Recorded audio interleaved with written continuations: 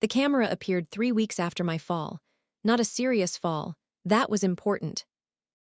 I slipped on wet grass while trimming roses in the backyard and bruised my hip badly enough to spend one uncomfortable night at the hospital. By the following afternoon, the doctor sent me home with pain medication and instructions to take things slowly. I was 68 years old, not 98. But by the time my son, David, picked me up from the hospital, everyone was behaving as though I had narrowly survived a cliff collapse. "You can't keep living completely alone like this," he said while helping me into the car. I almost laughed. I had lived alone for 4 years since my husband died.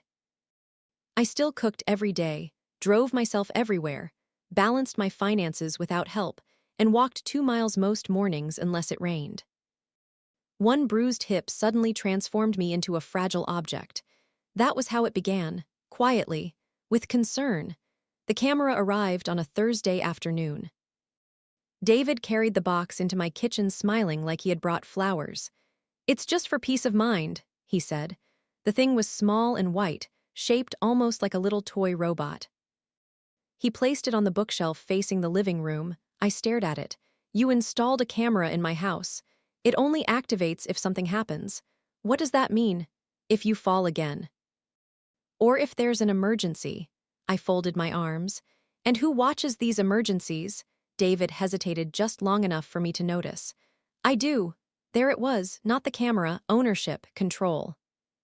"You'll be watching me. It's not like that. It's exactly like that." He sighed the way younger people sigh when older people become inconvenient. "Mom, this is normal now." Normal. Such a dangerous word. Normal is what people say when they want you to stop questioning something. I walked closer to the camera slowly. A tiny green light blinked at the bottom. "Can I turn it off?" David looked uncomfortable immediately. "Well, technically yes. Technically, another dangerous word. But I'd rather you didn't," he added quickly. "If something happened and you forgot to turn it back on, I don't forget things." He gave me a careful smile. "Of course not." Not agreement, appeasement. I knew the difference. My daughter-in-law, Karen, arrived later with groceries, and the same soft, worried voice everyone had suddenly started using around me since the fall. "How are you feeling today? Bruised? Any dizziness?" "No, you sure?" The question irritated me more than it should have. "Yes, Karen, I'm sure." She smiled too brightly. "We're only worried because we love you." That sentence followed me constantly now. "We're worried because we love you," as though love automatically justified surveillance. That evening, after they left, I stood alone in the living room staring at the camera. It blinked back patiently, watching. The next morning, I placed a dish towel over it. David called within 20 minutes. "Mom," I froze with the phone against my ear. "How did you know?" The feed went dark. Feed, not camera, feed, like I was a television channel. "You were checking it." "Only because I got an alert. At 8 in the morning, pause, then carefully, I check occasionally." I looked toward the covered camera. "How occasionally?" Another pause. "Mom, don't make this into something strange." Strange, interesting choice of word. "You're monitoring my living room. For your safety." There it was again. Always safety. Never privacy, never dignity, just safety. I uncovered the camera after we hung up, but the conversation stayed with me all day, especially one thing. David had noticed the towel almost immediately, which meant he really was watching regularly. That night I started noticing other things, small things. My kitchen trash had been taken out, even though I had not done it. A cabinet door in the hallway was slightly open. One of Richard's old photo albums sat crooked on the shelf. Individually, none of it meant anything. Together, they unsettled me deeply. On Sunday, David and Karen came for dinner with my 2 grandsons. The camera remained, blinking quietly from the bookshelf while we ate. At one point, Karen lowered her voice and asked, "Has she remembered to use the medication schedule?"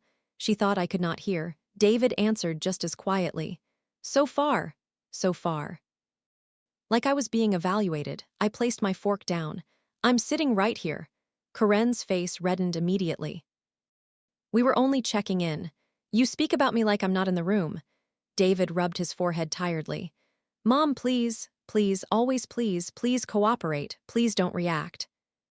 Please don't make things difficult. I suddenly realized something uncomfortable. They were watching my reactions almost as closely as they were watching me. That night after everyone left, I unplugged the camera completely. No towel, no hiding it, I unplugged it. Then I went to bed. At 11:43 p.m., my phone rang. David. I stared at the screen before answering. Why is the camera disconnected? No greeting, no hello, just the camera. My chest tightened. You called me before midnight because I unplugged something in my own house. It's there for emergencies. I don't want it on tonight. Silence. Then, Mom, are you upset about something? There it was. Not angry, not uncomfortable. Upset. As though removing surveillance from my living room was emotional behavior requiring explanation. I want privacy. You've never cared about privacy before. I sat upright slowly in bed. Yes, I have. No, I mean, he stopped himself, too late. What exactly do you mean? David exhaled heavily. We're trying to help you stay independent. The sentence hit me strangely, because cameras are not independence. They are supervision disguised as concern. Then why does this feel like losing independence instead? Long silence. Then softly, you're scaring Karen. I almost laughed. How? She thinks you're becoming paranoid. The word landed like ice water. Paranoid, not private, not frustrated. Paranoid, a medical word, a dangerous word. I gripped the blanket tighter. You installed a camera inside my house without asking properly. We did ask. You arrived carrying a box. We thought you'd understand. I looked toward the dark living room beyond my bedroom. Door. Toward the unplugged camera sitting silently on the shelf. Then suddenly another thought entered my mind. How long does it save recordings? David hesitated. Too long. My entire body went cold. David, a few weeks. Weeks, not live monitoring, recording, archiving. My son had been collecting weeks of footage from inside my home without truly explaining it. I lowered my voice carefully. What exactly have you been watching? Another pause. Then, nothing important. People only say that when something is very important. After we hung up, I walked slowly into the living room. The camera sat dark and harmless beneath the moonlight coming through the curtains. But now I could not stop imagining hidden recordings. Every phone call, every moment alone, every conversation. Stored somewhere. And standing there barefoot in the dark at nearly midnight, I suddenly understood the most frightening part. The camera was never really about the fall. The fall had only given them permission. The next morning, I searched the house for more cameras. I told myself it was ridiculous while I did it. Still, I checked every shelf, every smoke detector, every corner near the ceiling. That was the problem with surveillance once you became aware of it. Even when you found nothing, you no longer felt alone. I finally stopped in the kitchen, angry at myself for trembling. David had not installed hidden cameras. At least I did not think he had. But he had normalized the first one so quickly that I no longer trusted where the line actually was. At noon, Karen called. Not David. Karen. That felt important somehow. Her voice sounded overly gentle from the first second. Hi, Linda. How are you feeling today? Linda. Not Mom like she usually called me. Linda meant caution. I'm fine. We were worried after last night. David and I leaned against the counter. You mean after I unplugged the camera? Silence. Then softly, you scared him. Interesting. Not the other way around. I scared him. He thought maybe you were confused about what it was for. There it was again, confused. Every disagreement now drifted naturally toward questions about my mind. I understood perfectly, I said calmly. That's why I unplugged it. Karen sighed quietly. You know David's under a lot of stress. I almost laughed. They put a recording device inside my living room, but somehow I was expected to worry about David's stress. Karen, does the camera record constantly? Long pause, too long. It stores clips. What kind of clips? Movement, noise, activity. I stared out the kitchen window. So you've been watching me. No one's watching you. Then why save recordings? Again, silence. Then carefully, it's only in case something happens. something happens, always the future. Always the possibility. Fear is powerful because it lives in things that have not happened yet. After the call ended, I drove to the electronics store and bought my own camera detector. The young cashier looked amused while explaining how it worked. Most people use these for airbombs, he said. I nodded without explaining. The truth sounded too pathetic. A 68-year-old woman, secretly searching her own home for surveillance, because her family thought she was becoming unstable. That evening, while testing the detector near the living room bookshelf, my phone rang again. David, how's your afternoon going? I looked directly at the unplugged camera. You tell me. Silence. Then an uncomfortable laugh. Mom, no, tell me. If you're not watching, why do you keep calling right after I touch the camera? Nothing, not even breathing. Then finally, the system sends notifications. System, not camera, not family, system. I suddenly realized something important. David no longer spoke about the surveillance emotionally.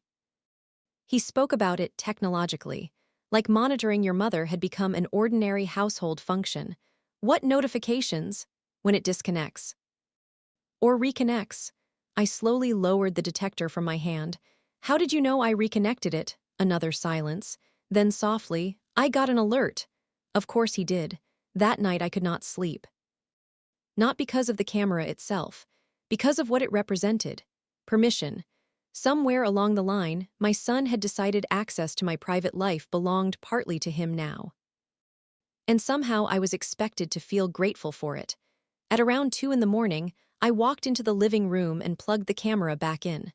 Not because I wanted it there. Because I wanted to know something. The green light blinked softly. Watching, waiting. I sat down on the couch directly facing it, then I spoke clearly. David, if you're checking this tomorrow, I want you to know I'm aware you're monitoring me constantly. The camera blinked silently. I felt ridiculous immediately afterward. Like a woman arguing with a lamp. Still, I left the room without unplugging it again. The next afternoon, David arrived unexpectedly, too quickly. He stood in the doorway holding coffee cups and trying to smile casually. You seem upset lately. There it was again, not violated, not uncomfortable, upset. You watched the recording. His expression tightened. What recording? The one from last night. I check alerts sometimes. You watched it. David rubbed the back of his neck. Mom, how often? He looked exhausted suddenly. Karen worries if we don't check. We, always we, never him alone. Shared responsibility spreads guilt thin enough for people to live with it. I crossed my arms. How many recordings have you watched? His silence answered me. My stomach turned. David, only if something seemed unusual. Unusual. Such a dangerous word once someone else defines it for you. What counts as unusual? You talking to yourself, forgetting things. Looking disoriented, I was talking to your father's photograph. He stopped immediately. For the first time since this started, guilt flickered openly across his face. Richard had been dead 4 years. I still spoke to him sometimes while watering plants or cooking dinner. Not because I thought he answered, because grief leaves habits behind. But suddenly I saw it through David's eyes. Old woman alone in a house speaking to dead husband. A clip, a recording, evidence. I sat down slowly. You're saving moments of my life without context. No one's trying to hurt you. That's not what I asked. David looked toward the camera instinctively. Then something strange happened. He walked over and unplugged it himself. The green light disappeared. The room suddenly felt quieter, more human. David stayed standing there for several seconds before speaking again. Karen thinks you're changing. There it was, not evidence, not events, thoughts, interpretations. What exactly does that mean? He hesitated. You repeat stories. Everyone repeats stories. You forget appointments sometimes. I forgot one dentist appointment in 6 months. You've become suspicious. I stared at him. You installed a recording device inside my home. You keep calling it that. What should I call it? His voice lowered carefully. Protection. No, protection protects dignity too. This only protected access. Then David said something that made my blood run cold. Mom, You don't remember everything as clearly as you think lately. The room went still. Not because I believed him, because he did, or at least he wanted to. I suddenly realized this had already moved beyond the camera. The camera was only reinforcement. The real issue was narrative. Forgetfulness, isolation, paranoia, confusion, tiny observations repeated enough times until they begin sounding like diagnosis. I looked at my son carefully. Have you been recording me to show someone? His face changed instantly, too instantly, and suddenly I knew there was another person involved, someone outside the family.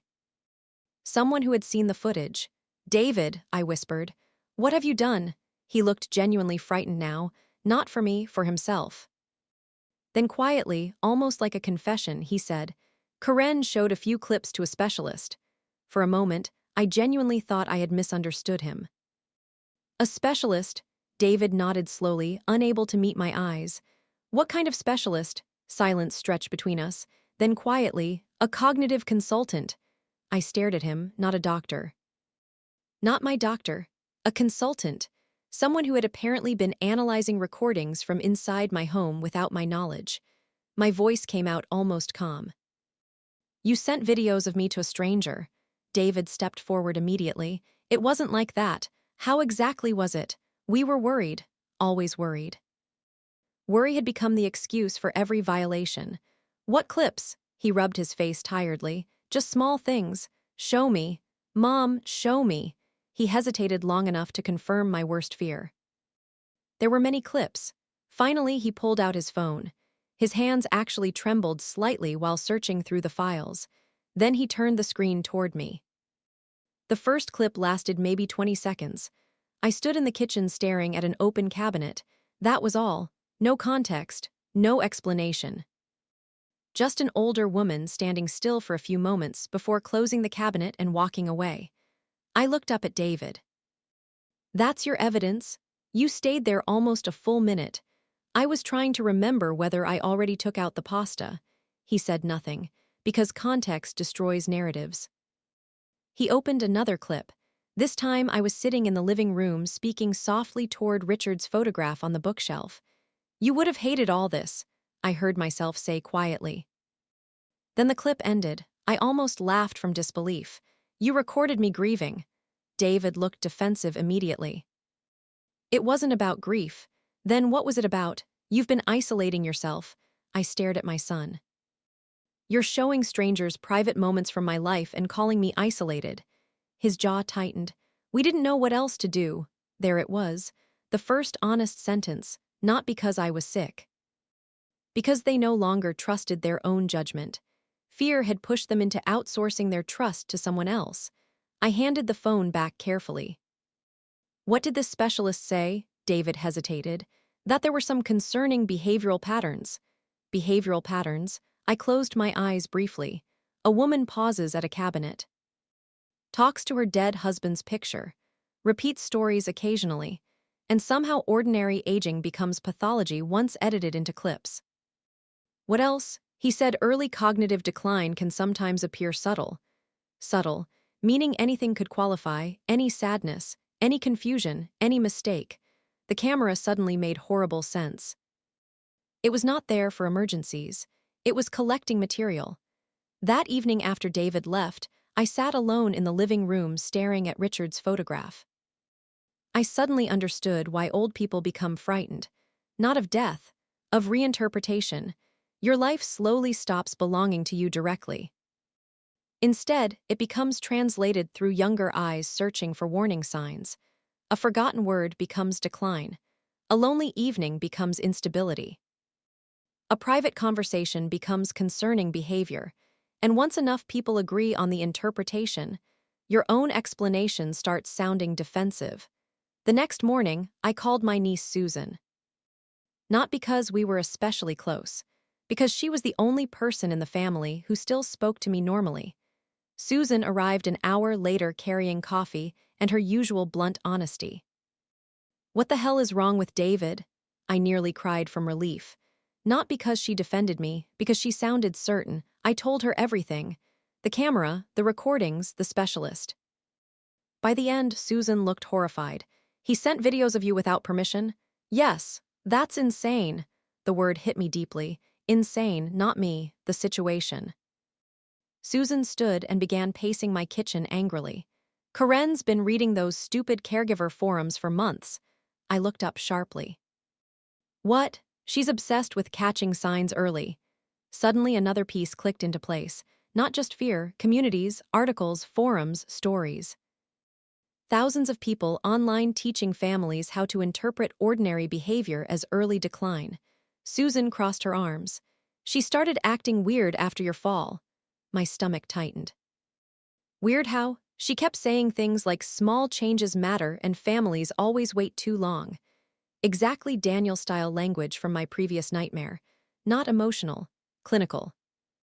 Little phrases repeated until they sound like truth. Susan sat back down heavily. David's terrified of becoming responsible for something happening to you. There it was, fear again. Not greed this time. Fear. Fear mixed with control can become just as dangerous. That afternoon, I decided to test something. I plugged the camera back in. Then I deliberately created confusion. I left a kettle boiling without tea, placed my purse inside the refrigerator for 10 minutes, walked into the hallway twice pretending to forget why I was there. Every movement felt humiliating. Like performing weakness inside my own home. At 7:14 p.m., David called. My chest tightened immediately. Mom, are you okay? I looked toward the blinking camera. What happened? You seemed confused earlier. There it was, proof. He had watched, not an emergency, not a fall, just ordinary moments inside my house. How long were you watching today? Silence. Then, Karen noticed some unusual behavior. Unusual, again. I sat down slowly. David, do you understand what this has become? We're trying to prevent something bad. No, I said quietly. You're searching for something bad. The line stayed silent. Then softly, the specialist thinks we should keep monitoring things. Monitoring, not helping, not supporting, monitoring. I suddenly felt exhausted beyond words. How many people have seen these recordings? Pause, too long, David. The specialist, Karen, me, and nothing, absolute silence. That was when I understood there were more. Maybe support groups, maybe doctors, maybe friends, pieces of my private life circulating quietly among strangers discussing whether I was losing my mind. I felt physically cold. You had no right. We're family. No, family without boundaries becomes ownership. Then David said the sentence that changed everything. We were thinking maybe someone should stay with you for a while. The room disappeared around me. Stay with me, not visit, not help, stay, a step forward. The camera had not solved their fear. It had fed it, because once you start searching for evidence of decline, you eventually find it everywhere. I did not sleep that night. Every room in the house felt altered somehow, not physically. Psychologically, the living room was no longer where I read novels and drank tea in the evening. It was where recordings had been collected. The kitchen was no longer simply my kitchen. It was a source of behavioral evidence. Even silence felt watched now. At around 3 in the morning, I walked into the living room and unplugged the camera again. Then I carried it into the hall closet and shut the door. For the first time in weeks, I could breathe properly.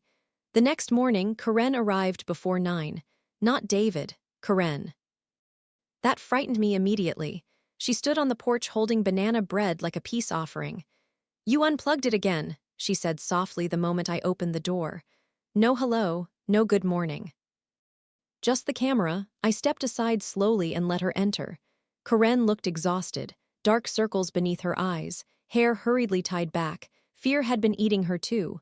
I want privacy, I said. You've become fixated on privacy lately.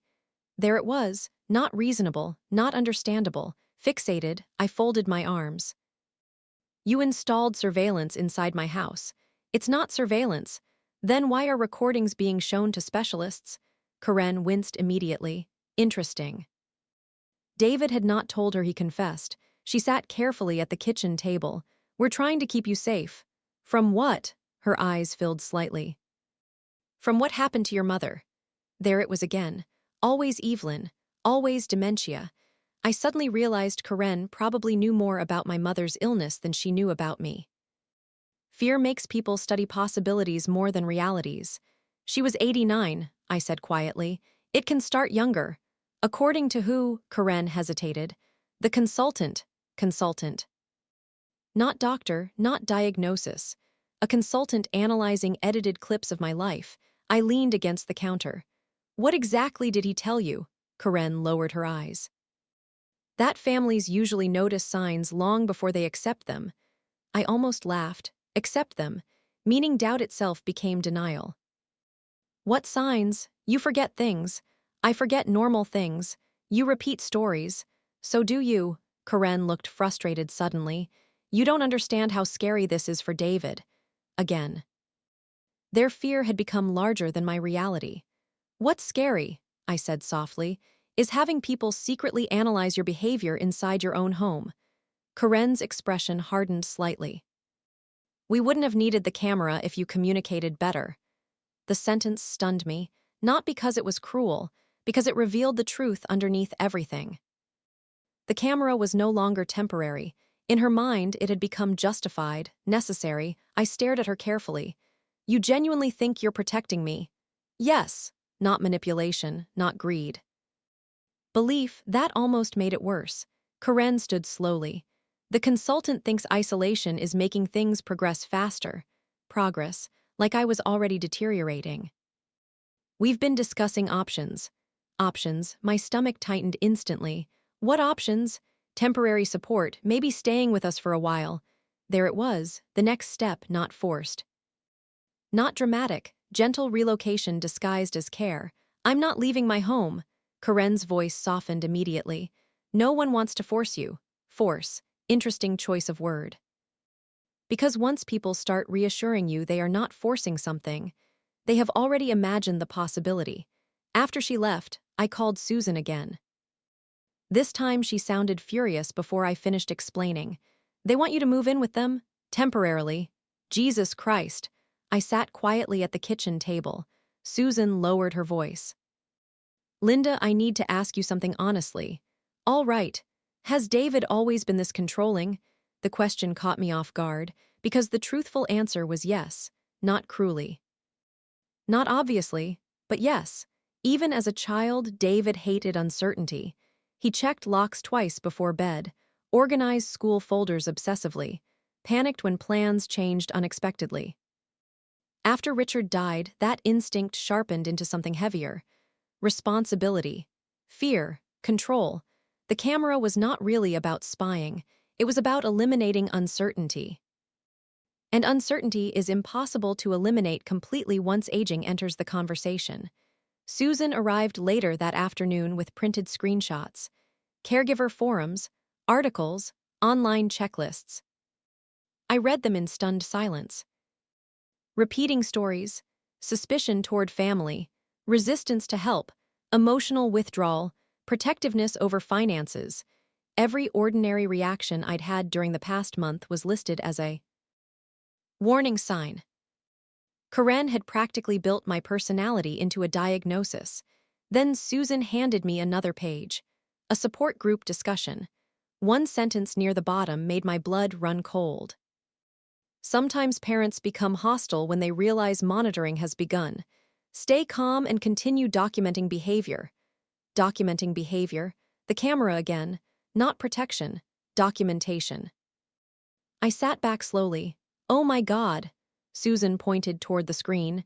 They've turned your reactions into evidence. Exactly. Every protest strengthened suspicion. Every boundary looked defensive. Every emotional response became another symptom. The trap was nearly perfect. At 7 that evening, David called asking if he could stop by. I almost said no, but Susan squeezed my shoulder lightly. Let him talk. David arrived alone. The moment he entered the kitchen, he noticed the printed articles spread across the table. His face drained immediately. Where did you get those? Does it matter? He looked genuinely shaken now. Mom, no, I interrupted quietly. You explain something to me first. He stayed standing. I held up one of the pages. Did you actually compare my behavior to online dementia checklists? Silence. Then softly, we were trying to understand what was happening. What's happening, I said calmly, is that your family installed cameras inside my home and started interpreting my entire personality as illness. That's not fair, isn't it? David looked exhausted suddenly, like a man carrying something too heavy for too long. Then quietly he admitted, the consultant said your defensiveness was escalating. There it was again, escalating, like a threat assessment. I folded the paper carefully. You know what's interesting? He looked up tiredly. If I calmly defend myself, you call it defensiveness. If I get emotional, you call it instability. If I ask for privacy, you call it paranoia. David said nothing, because he knew, maybe not consciously before this moment, but now he knew. I stepped closer slowly. There is no correct way for me to react anymore. His eyes filled suddenly. Not anger, fear, real fear. Mom, what if we're wrong? The room went silent. Because that was the first honest question anyone had asked since this nightmare began. Not what if she's declining, what if we're wrong? And deep inside, I realized something terrifying. David had finally begun doubting the narrative, which meant the people who built it would become even more desperate to protect it. 2 days later, David asked me to meet him at a clinic. Not my doctor's office, a private cognitive wellness center across town. The moment he mentioned the address, I understood immediately. The consultant, I almost refused. But something in David's voice stopped me. He sounded exhausted, frightened, not controlling anymore, cornered, so I agreed. When I arrived, David was already waiting in the parking lot, pacing beside his car. Karen sat inside looking pale and tense. Neither smiled when they saw me. That frightened me more than anger would have. Inside, the clinic looked calm and expensive. Soft lighting, quiet music. Framed watercolor paintings meant to make people feel safe while discussing terrifying things.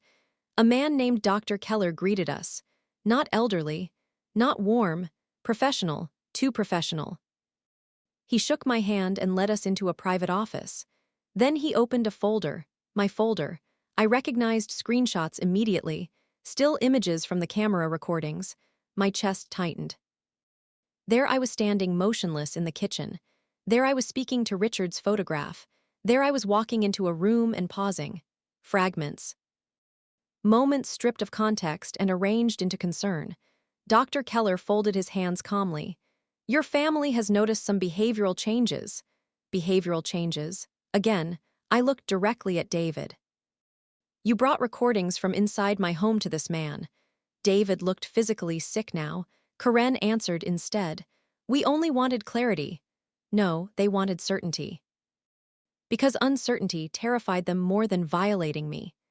Dr. Keller began speaking carefully about early cognitive symptoms, emotional resistance, and family concern patterns. I listened for nearly 5 minutes before finally interrupting. Have you ever treated me personally before today? He blinked once. No, so everything you know about me came from edited recordings and family interpretation. Karen shifted uncomfortably. Dr. Keller remained composed. Families often notice changes before individuals do. I almost laughed. That sentence again, passed around like scripture among frightened people. I leaned forward slightly. My husband died 4 years ago. I speak to his photograph sometimes. Is that considered pathology now? No one answered immediately. Because grief becomes difficult to classify once strangers start analyzing it clinically. Then Dr. Keller said something that changed the entire room. Your son mentioned increasing suspicion and hostility toward monitoring systems. I slowly turned toward David. Hostility, monitoring systems, not camera, not privacy, systems. My own life had been translated into institutional language. David looked horrified suddenly, not at me, at himself. I saw the realization hit him in real time. The recordings, the reports. The language. He had slowly turned his mother into a case file.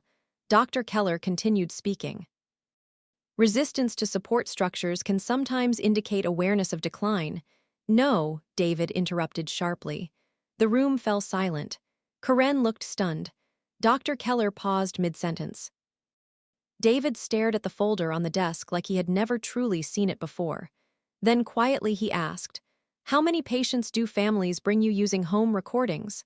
Dr. Keller hesitated. Technology has become a useful assessment tool in recent years.